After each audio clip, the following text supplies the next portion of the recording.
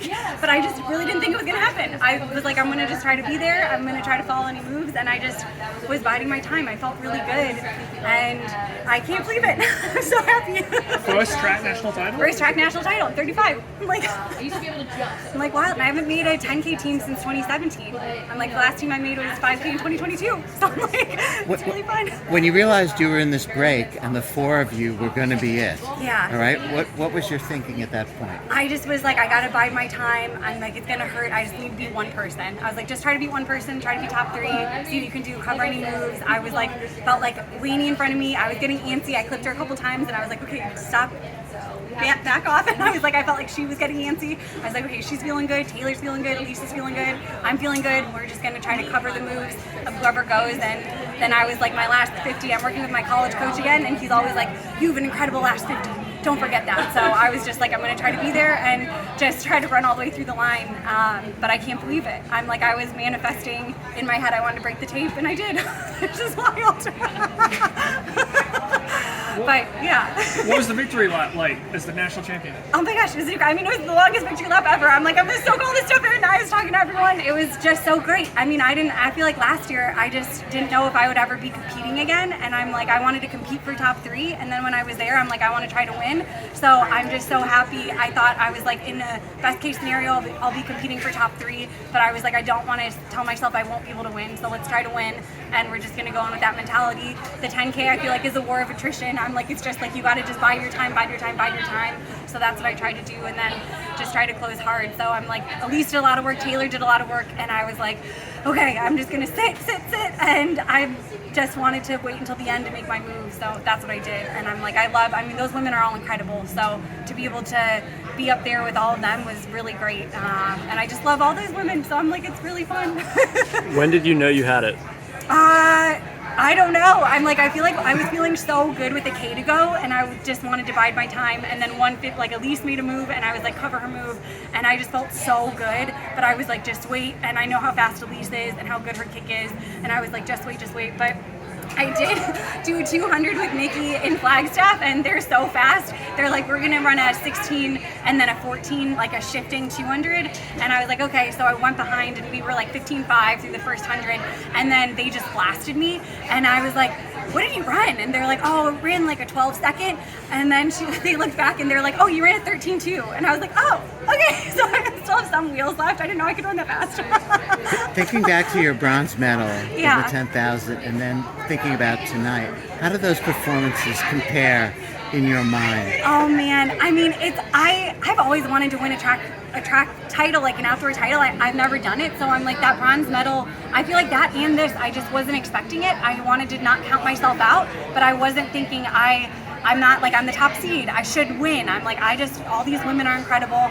I want to do my best, and we're going to try to capitalize on any moment and run as fast as we can, run through the line, and that's what I did. So I'm like, that bronze medal and winning this title are just, it's huge, and it's so fun. They're 10 years apart. I'm like, that bronze medal was 2015, my first US 10K title is 2025. So I'm like, 25-year-old me, 35-year-old me.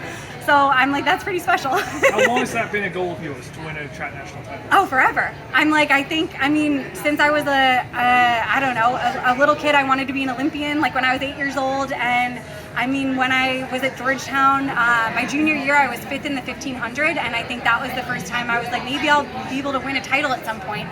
And it's just never happened. I'm like, I had Molly Huddle, who's just one of the all-time greats, and to be second to her for a while.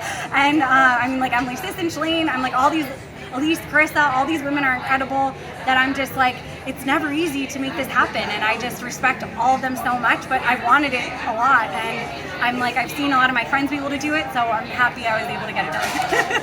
How great is it that Brooks picked you up this far in your career? It's really special. I mean, I said that, I hugged Garrett so much, and I said, thank you for believing in me. I'm like, I think especially after my last 2 years, I'm like, a lot of people are probably like, yeah, she's getting kind of on the downhill, and he talked to me and was like, he's like, I think you do great on the roads, but I think you still have potential on the track. And that to me, I feel like means everything, to know that they believed in me, and they were like, we don't want to tell you to move up to the roads. Like, we think you can still do the track if you want to do the track. And he even brought up my Beijing. He's like, remember, you have a medal. Like, you're still, I don't know, to have that belief and faith, and to feel like a company that just saw me and wanted to support me just means the world. So I feel so thankful. I'm like, it's hard to to maintain sponsorships for so long, and they saw a 35-year-old and said, you can still be good on the track, you can be good on the roads, and it's amazing. Well done. Thank you. Based in Portland now. And are you still working out on like public tracks? Yes, mostly at Dunaway. So we have some friends that we'll see at the track, and they came down here to watch us run. So they were like, "Oh, we told you we were gonna come watch you run." Which is fun. But we're going to Milwaukee High School, which is close by us too in the summer now because you can get on there. So just wherever we can go, which is nice. But we were in flag for the last 5 weeks, pretty much leading into this, which is nice. So mostly at NAU track. When did you? Yeah, I mean, I'm just like, what? I was reading that book, You Are a Badass, today, and I was trying to manifest this, but I'm just like, am I dreaming? Like, this is wild. I really didn't think, I just am like, the women's distance running in the US is just incredible, and to feel like I was finally able to get that title, I'm like, I just can't believe it. It's so fun. When did you sign with Brooks? In December. So, yeah, sorry, January, right at, start of the year. When was your Nike contract was up at the end of? It was up at the end of the year. Okay. Yeah. And when did you come to Portland? We came to Portland. I'm like, we just had a 10-month hiatus in LA. My husband works at Nike, and they moved him to LA for 10 months. And then we moved back July last year, right after the trials. We moved back to Portland. Yeah. So what do you know about your chances of getting to Tokyo? I think they gave me a thing that I think I'm selected. I think I had to run 20 or 31:52 and win, and I think I ran 40 something. I think. 31:43. Yeah, or maybe, I don't remember. Yeah, someone told me I was in, and they gave me this. Sounds pretty official.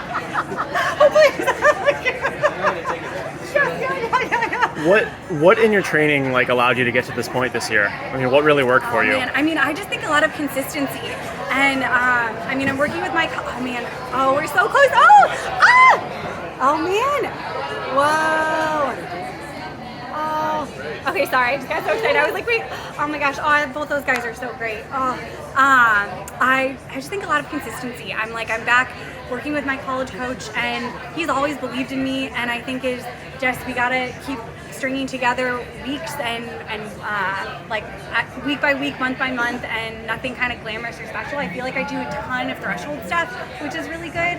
We've dabbled in some speed, but nothing that crazy. And we've done some, which is fun for me. Like last Tuesday, we started the workout with a 4:35 mile, and start with something fast, and then you go back to threshold and finish with fast. So I don't know. I just think he's so smart, and he knows me, and I really trust him. He really trusts me, and it's been really fun getting to work with him. And my husband, there he is now. I'm talking about you.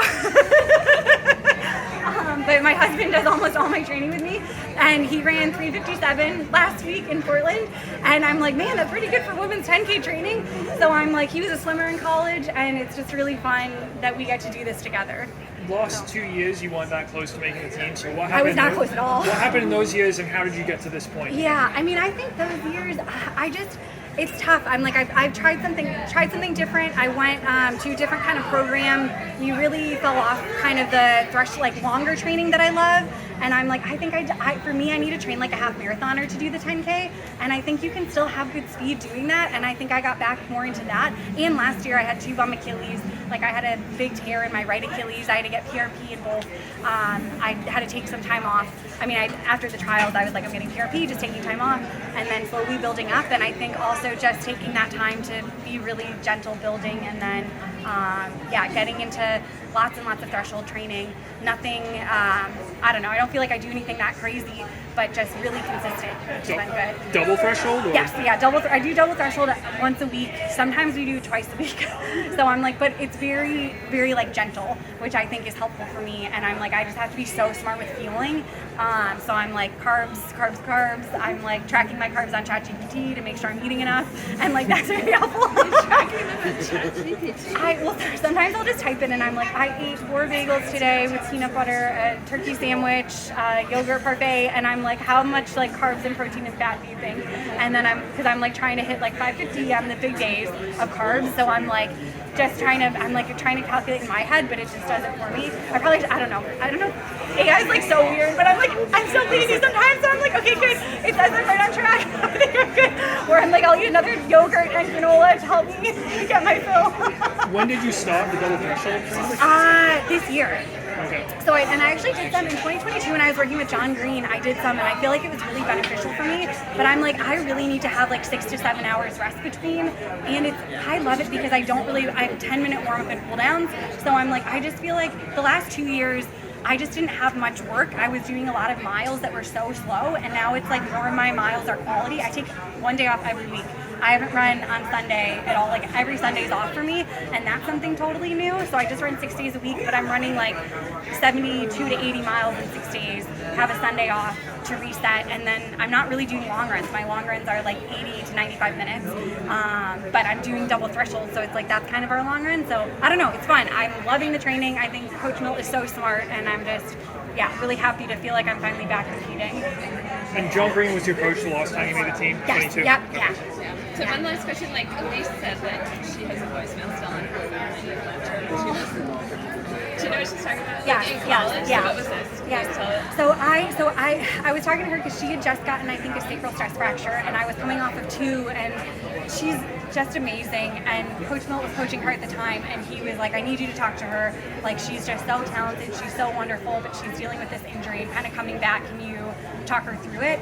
And I also am someone who I think I did the wrong thing with that injury with my first one. And I'm like, if anything, I want to tell people, like, don't do what I did. Like, I was like cross training like a mad woman right away. I was like, not like, ended up getting a follow-up scan like 14 weeks after, and there was like no signs of healing. My fracture looked terrible because I was like on the elliptical like for 4 hours a day trying to be like, I don't want to lose fitness, and then I just prolonged my time off. And I'm like, no, when you get hurt, your body's telling you need to take time off. Like, don't think about it. Like, your job now is to just get better, like eat, watch TV, like do whatever is fun for you. Like, in my second sacral stress fracture, I was like doing cooking classes and like just doing stuff to like take my mind off of it, because I'm like, I think as runners and athletes, we're like, have this mindset of like, you don't want to fall behind, but it's like, no, your body's telling you need to rest, like you're pushing too hard. And that's something that I feel like was really important for me to learn. And I'm like, if anything for those younger athletes, I'm like, I just don't want anyone to have the mistakes that I made, because I'm like,